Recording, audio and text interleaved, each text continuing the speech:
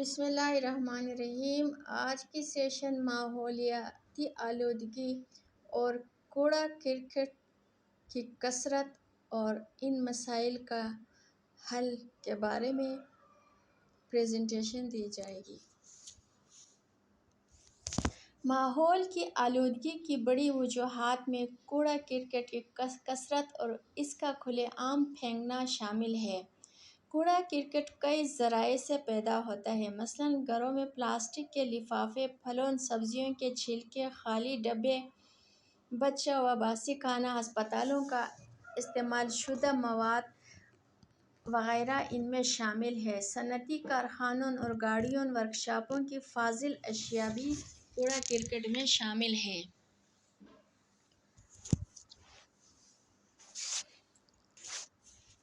کوڑا کرکٹ کی بہت سی اقسام ہیں جو کہ مختلف ذرائع سے پیدا ہوتی ہیں، مثلاً گھروں سے پیدا ہونے والی کچرا، فرسودہ ادویات، باسی خانہ پھلوں کے چھلکے، ٹوائلٹ پیپر وغیرہ ہیں۔ ہسپتالوں کے کوڑے میں خطرناک جراثیم موجود ہوتے ہیں جن سے بیماریاں پھیلنے کا خدشہ ہوتا ہے۔ جبکہ اس کوڑے کو سرعام جلایا جاتا ہے تو آلودگی مزید بڑھتی ہے اور بیماریوں میں اضافہ ہوتا ہے۔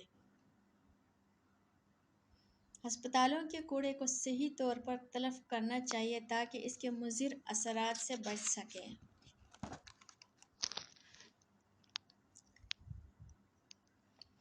سڑکوں کے کنارے ٹوٹے پھوٹے عدم توجہ کا شکار کوڑے دان مکھیوں، مچھروں اور جراثیم کی افزائش کا سبب بنتے ہیں، جبکہ آوارہ جانور اس کوڑے سے خوراک تلاش کرتے ہیں تو ان کے جسم بیماریوں کا شکار ہوتے ہیں اور وہ بیماریاں پھیلانے کا ذریعہ بن جاتے ہیں۔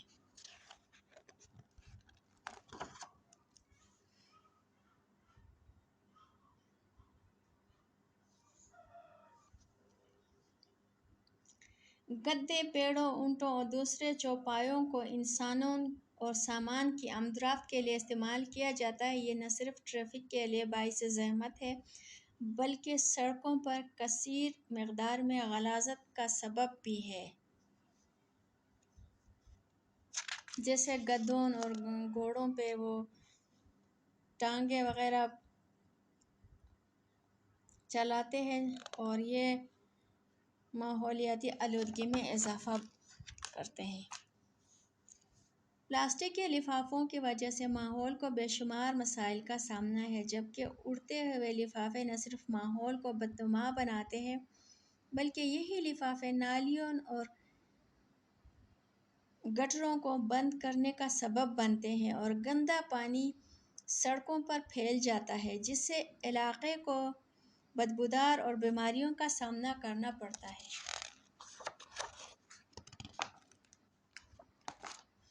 گلی محلے اور صنعتوں سے نکلنے والے گندے پانی میں موجود دیگر اجزاء کے علاوہ انسانی فضلہ بھی شامل ہے جو کہ معدی بخار، پیچس اور ہیضے کے جراثیم اور زہریلے دھاتوں، غذائی اجزاء اور زرعی کیمیائی مادوں کا حامل ہوتا ہے۔ ایسے پانی کا آبپاشی کے لیے استعمال فصلوں میں آلودگی پیدا کرتا ہے،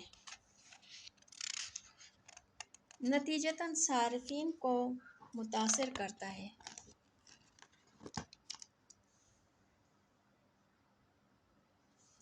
دفن کیے گئے کوڑے میں جب بارش کا پانی شامل ہو جاتا ہے تو اس میں موجود زہریلے مادے زمین کی نچلی تہہ میں چلے جاتے ہیں اور وہاں پائے جانے والے پانی کو زہریلا کر دیتے ہیں۔ اس زہریلے پانی کے استعمال سے صحت کے شدید مسائل پیدا ہوتے ہیں۔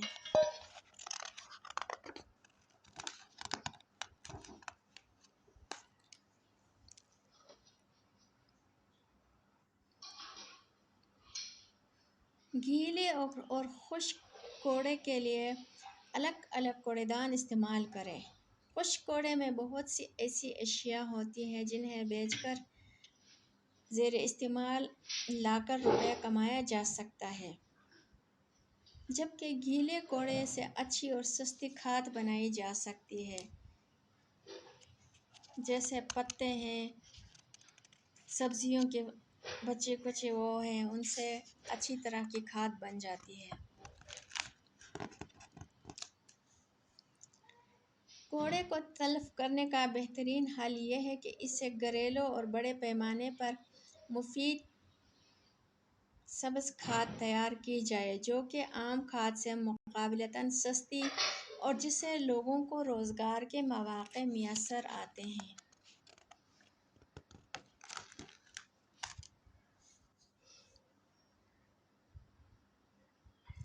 اپنے شہری ذمہ داریوں اور طرز عمل کو بہتر بنا کر کوڑا کرکٹ کے مسائل پر قابو پایا جا سکتا ہے۔ سڑکوں کے کنارے لگے ہوئے کوڑے دانوں کو استعمال کرنا چاہیے۔ مل جل کر اپنی مدد آپ کے تحت کوڑا کرکٹ کے مسائل کو حل کریں۔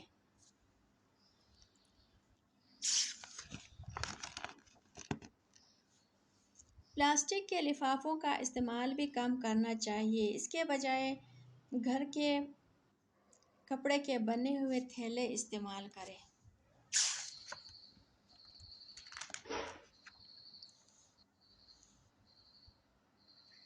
آج کی لیکچر کا خلاصہ یہ ہے کہ اپنے گھروں کے ساتھ اپنے علاقے اور شہر کی صفائی کا خاص خیال رکھیں۔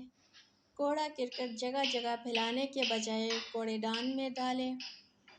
گھر میں گیلے اور خشک کوڑے کے لیے الگ ڈبے بنائیں۔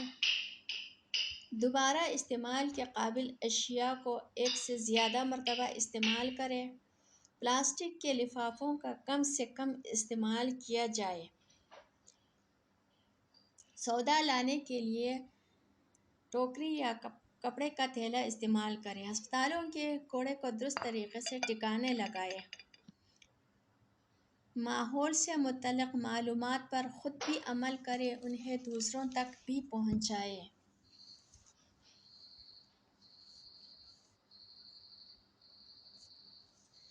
آج کے سیشن کو ہم ادھر کنکلوڈ کرتے ہیں۔ میرے چینل کو سبسکرائب کریں، کمنٹس کریں اور لائک کریں اور شیئر کریں۔ انشاءاللہ اگلے سیشن میں پھر ملاقات ہوگی۔ اللہ حافظ۔